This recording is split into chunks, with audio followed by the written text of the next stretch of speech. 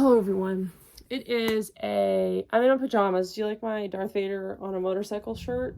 I've had this literally for probably 10 years. It's a very worn and comfy pajama shirt now because it's been washed so many times.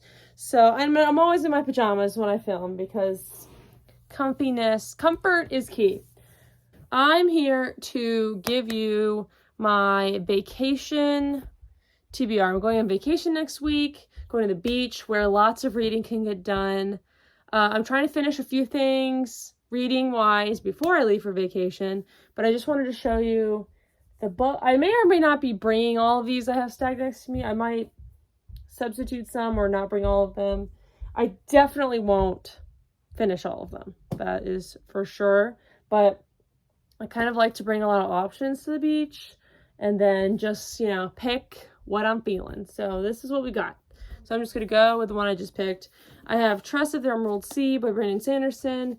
This was going to be a buddy read, like once upon a time, and all three of us that were reading it together just kind of got very busy. But I did get 30 pages in, so I would still like to read this. I really like the first 30 pages. I might take this. I don't know. This was the one I just grabbed. I'm uncertain, but I do want to read this one. This is kind of random, but I have Classic Krakauer by Jon Krakauer, who's the guy who wrote Into the Wild and Everest. And what's the Everest one called? Into Thin Air. It's behind me. And this is just like a short book of his essays that I thought might be good for the beach because it's, short and it's just like essays. I could read one a day or something. And I read my other Jon Krakauer book when I was at the beach last time I was there. So I don't know, I just felt inspired to grab it. Next I have The Will of the Many by James Islington, which if you saw my vlog this weekend, I just bought this and I kind of wanted to bring a couple big fantasy books / sci-fi books because I also have Project Hail Mary by Andy Weir. So I kind of want to bring some big boys. I definitely won't be finishing both of these, but I mean, maybe one. I guess we'll see. I've wanted to read this forever. I haven't said what any of these are about again. I always do that. This seemed like a kind of dark academia fantasy secret situation. Like this guy is attending this school and he knows something that the school doesn't and he's like trying to figure out information or something. I don't know. It sounds really good. And it has like this cool map on the end pages. So I don't know. I was really intrigued. And the reviews were like amazing. So I was very interested. Trust of the Emerald Sea is in the Cosmere.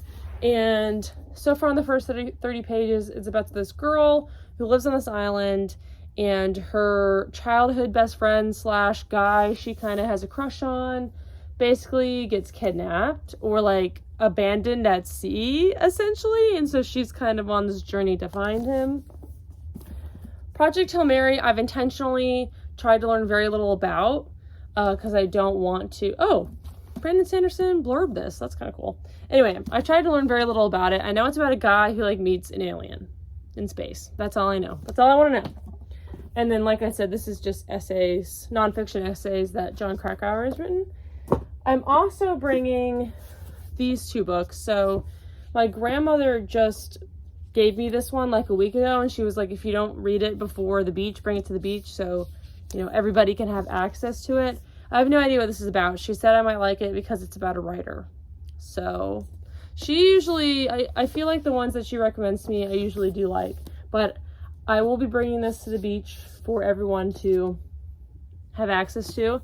And I'm also bringing Wrong Place, Wrong Time by Gillian McAllister. I've already read this, but I loved it, so I also want to put it in the pot of books that everyone can have access to at the beach. And then I have 3 left. I have Foolish Hearts by Emma Mills. This is one of the books on my self-destruct list that I want to, I've owned this forever and I really need to read it. And it's really short and it's like a tip. Sorry, my mom was asking me a question. I was just saying this would be a really good short book for the beach. And, what is it about? I don't know. I know it's an adult contemporary, and I think it's about, Midsummer's Night's Dream production. I got it in Owl Crate, so I never picked this up myself, but I don't know, sounds good. I think I might like it. Next I have, this is kind of random, but I have this Cherub book by Robert Muchamore. If you've ever heard of Alex Rider, this is like the British version of Alex Rider, I think. Is Robert Muchamore British? Yes, he's British. This is this long series about these like kids who are essentially secret agents. This is book 9. I've been reading these forever. They're pretty episodic, so you don't really need to remember a lot about previous books to kind of understand what's going on. And they remind you of like what has happened before and stuff. And I just like bringing these to the beach because they are really, really fast reads. And this is my friend's copy, so I need to give these back to her. I have this one and the next book in the series, and I need to read them. I think there's 12 books in the series, so I'm getting pretty close. And then lastly, I have my friend's book from my publishing company, Beneath the Bloody Aurora by Becca Westrop. This is about vampires and it's a romance, and I just also think this would be a really good beach read. It's actually probably more like a winter read, but oh well. So obviously I won't be able to complete, what is this, like 7 books in 6 to 7 days. I have to work one of the days I'm down there, so I won't be reading that day. But I wanna try, we'll come back. I don't think I'll vlog much while I'm on the vacation, but we'll come back when I'm back and I can tell you what I managed to read. But let me I usually like put way too much pressure on myself on these vacations to like read as much as possible. And this year I'm just gonna try and like relax because that's what vacation's for. So let me see. I think my goal, I really need to read this. So I think this is #1 priority. And then the Foolish Hearts one, 2. I'm gonna say maybe these 2 because they're short and quick.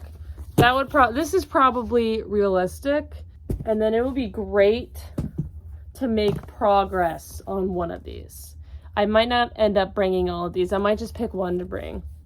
Maybe it'll be Project Hail Mary because I really want to read this. But this is also new and shiny. So I don't know, maybe I'll bring all 3 and just see, but I probably won't finish any of these, but progress would be awesome. So yeah, that's what I'm bringing, and I'll update you whenever I'm back to tell you what I finished. Bye!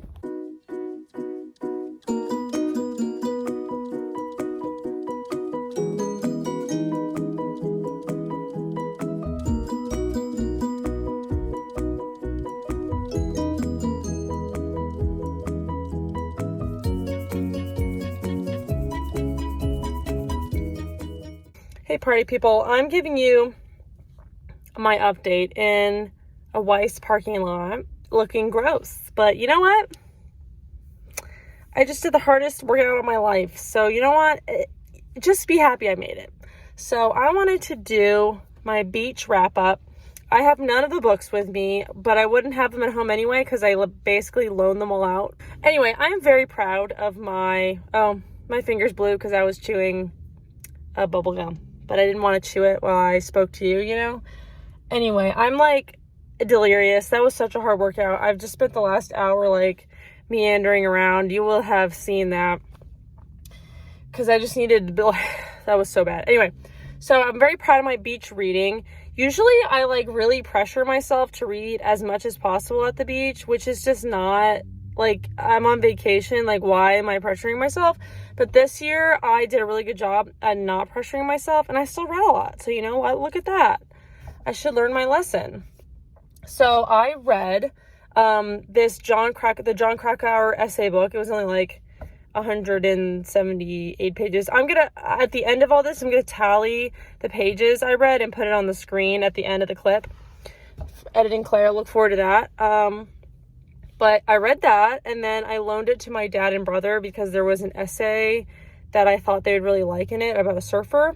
My favorite essay was about the surfer, and there was also an essay about wilderness therapy, that like the troubled teen wilderness therapy that's really toxic and bad. Loved that essay. That was my favorite one.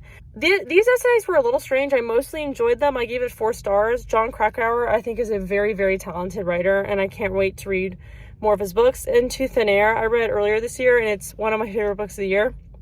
but I think he's more suited for novels, which is ironic since most of what he's written are like essays and articles.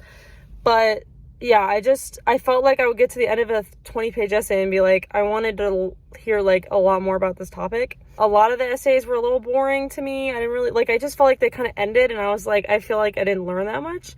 But I love the Troubled Teen one was like 40 pages. So that I felt like I got a lot out of. And the Surfer one was like 30 pages. So again, I felt like I like learned, there was more of an arc. But the other thing like that was weird is that it's like a collection of essays. And like there was only one that was from within the last 10 years. Most of them were from the 90s.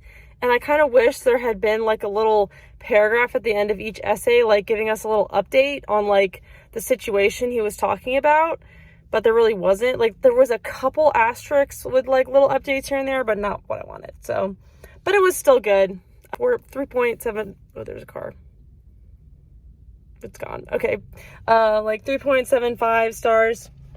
Then I read, this was most of the week what I read. I read Project Hail Mary by Andy Weir, which is not really a beach read. It's pretty long. It's like almost 500 pages and it's like a sci-fi, but I don't give a shit. That book rocked. It was a 5-star prediction for me in my 5-star prediction video, which I need to like finish at some point, but damn, oh my god, it was so good. I don't really want to say anything about it. I think it's best to go in knowing very little. So all I'll say is it's about this guy named Ryland Grace, who is going to be played by Ryan Gosling. And Ryan Gosling is playing Ryland Grace. That is a little confusing in the movie. So that was very pleasant for me to picture him as Ryan Gosling.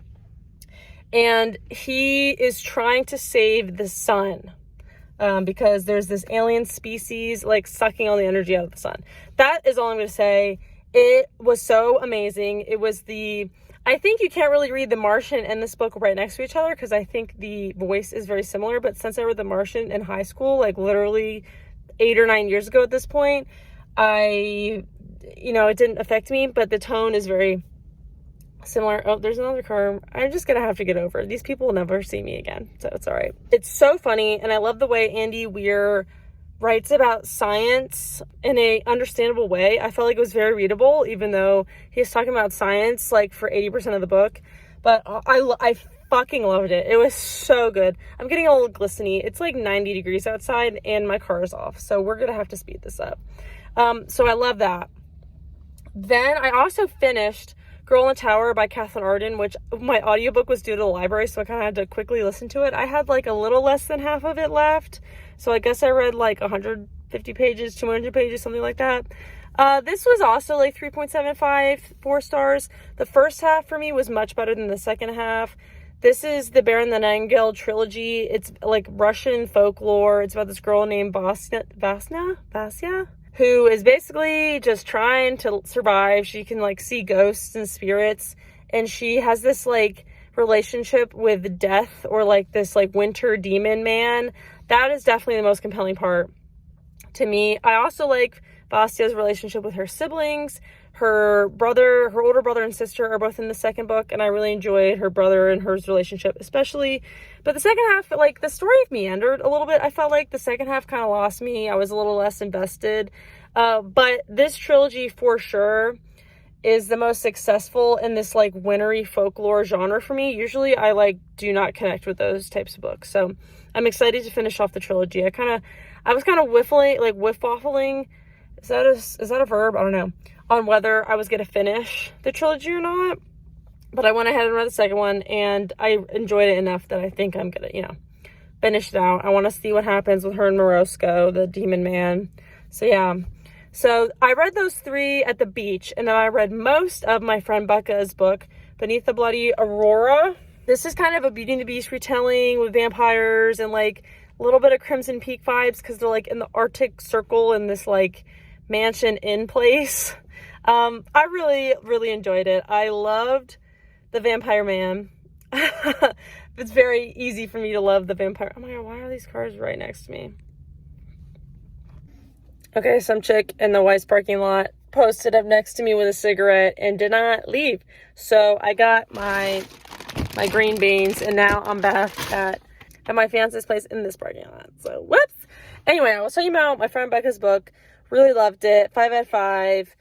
If you like wintry vampire romance. I mean, he's not actually called vampire. It's kind of different, but, you know, basically the same thing. Definitely check that one out. So, I read most of that on the beach, and then I finished it yesterday when we got back, but I'm counting it. I'm also counting Zachary Yang and the Dragon Emperor. I think that's what it's called. I'll pop a picture by Xiranjie Zhao.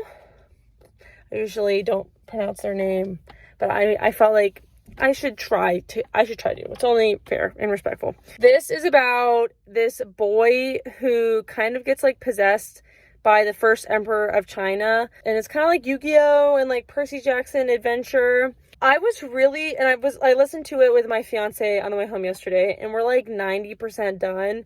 We haven't finished it, but I'm just going to give you the majority of my thoughts now, and I'll just enter a small clip because we'll probably finish it tomorrow. But I'm disappointed, honestly, especially compared to Iron Widow, which is one of my favorite books of the year. It'll probably end up getting a 3.5, but my fiance and I kind of feel the same way. We were loving the beginning, the Percy Jackson. I've never seen Yu-Gi-Oh, but my fiance said Yu-Gi-Oh vibes were very good.